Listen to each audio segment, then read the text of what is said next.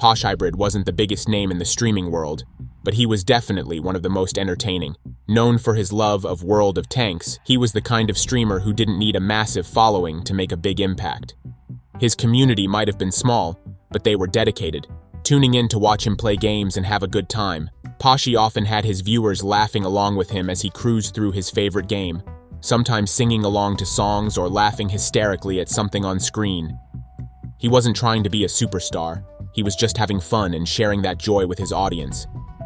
That's why, on February 19, 2017, Poshybrid decided to take on an ambitious challenge, a 24-hour gaming stream to raise money for the Make-A-Wish Foundation. It was a huge undertaking, and he poured his heart into it. Everything seemed on track for nearly the full stretch. But as the 22nd hour approached, things took an unexpected turn. Something seemed off. Begin to act a little off. Which one do you want, bro? 2 weeks of premium or 1,000? As the hours ticked by, Poshybrid began to show signs of fatigue. His usual high energy seemed to fade, and he looked like he was struggling to keep his eyes open. It was understandable. 22 hours into a 24-hour charity stream is no small feat. Still, something felt off. He eventually got up from his chair and told his viewers he would step outside for a quick smoke to clear his head, but he never came back.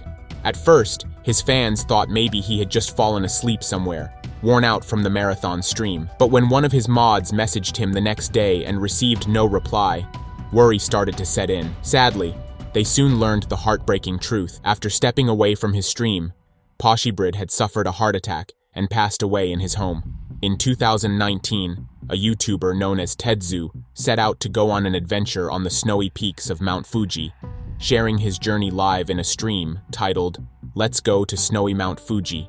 For 4 hours, Tetsu broadcast his entire adventure for his friends, family, and followers to join him. Starting from the mountain's base, viewers watched as he climbed through rugged dirt paths and rocky trails, gradually pushing into the freezing, icy heights of the mountain. Mount Fuji, towering nearly 4,000 meters, is no easy feat to climb, especially for those who come unprepared. Its steep, slippery cliffs have claimed lives, and a single misstep can turn a thrilling climb into something far more dangerous. For most of his trek, things went smoothly. Tetsu was cheerful, laughing, and chatting with fellow hikers along the way. But as he climbed higher, the tone of the stream began to shift, and the laughs soon turned to cautious warnings. 電波あるね、しかし。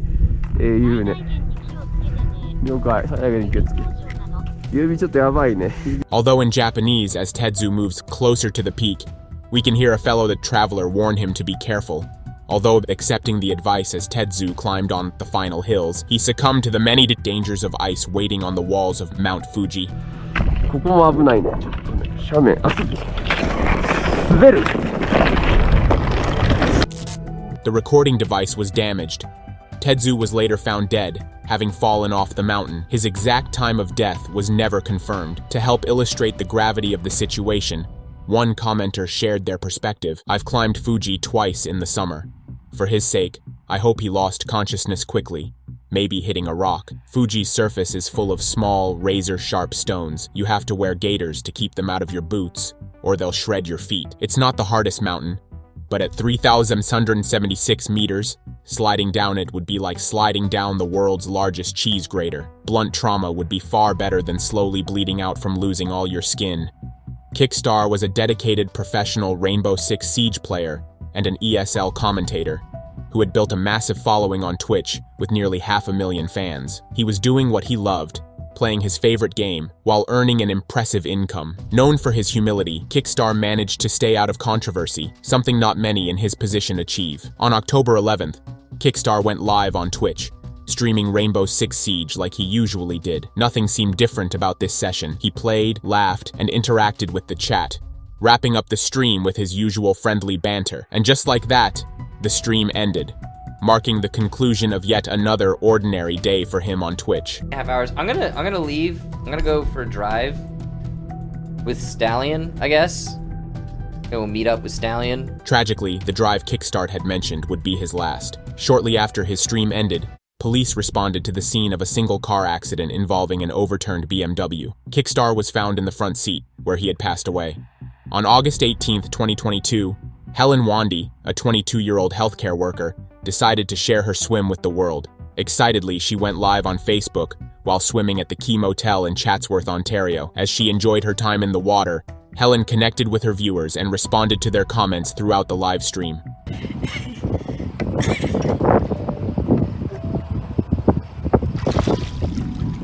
Little did Helen Wandy know that her moments of happiness would soon be shattered by terror.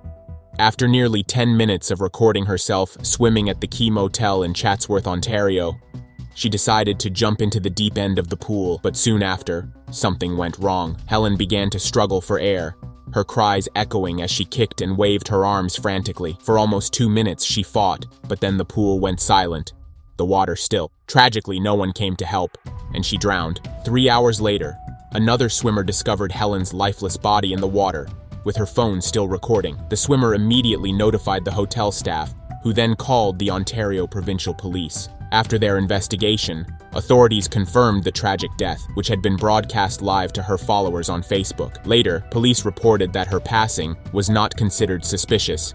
During a live stream in China, a woman hosted an intense game with her viewers, featuring a wheel of mayhem. This wheel was loaded with various items. Everything from a substantial amount of alcohol to random foods. For every donation she received, the wheel would spin, and whatever it landed on determined what she'd consume.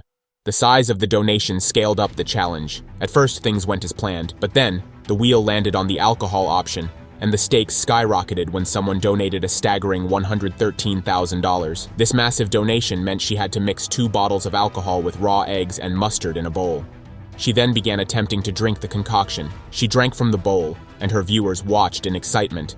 But soon, her complexion turned pale, and she began to look visibly unwell. Struggling to stay upright, it became clear something was seriously wrong. An ambulance was called, rushing her to the hospital, but tragically, she passed away shortly after arriving. Further investigations revealed a critical detail. She had taken an antibiotic before the stream, a drug that, when combined with alcohol, can have fatal consequences.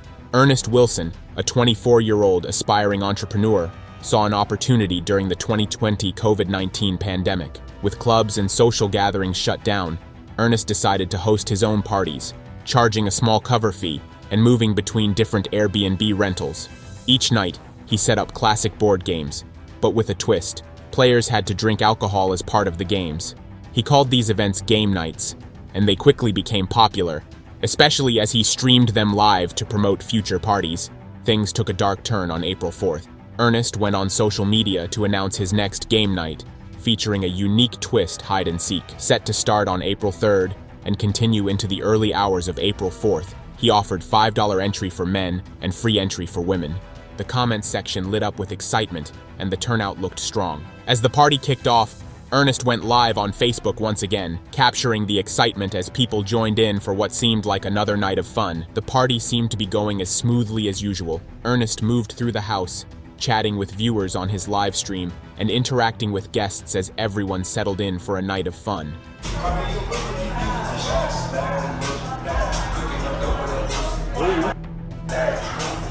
Finally, it was time to start the featured game of hide and seek. When Ernest began counting, the laughter and excitement filled the room. But as he went searching through the house, something felt off. He would soon realize that he wasn't the only one looking for someone on that tragic night.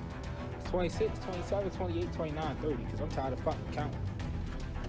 Ready or not, here I come! Captured live on Ernest's stream, viewers could see an unexpected intruder hopping the fence and forcing his way into the party. At first, Ernest seemed to brush it off, thinking it was just someone trying to sneak in, but he quickly realized this was no partygoer. It was a criminal intent on robbing the house. The footage cuts off at this point, but the tragic outcome would soon become clear. It's suspected that this was more than just a robbery. When the incident ended, only one person had been shot and killed: Ernest Wilson.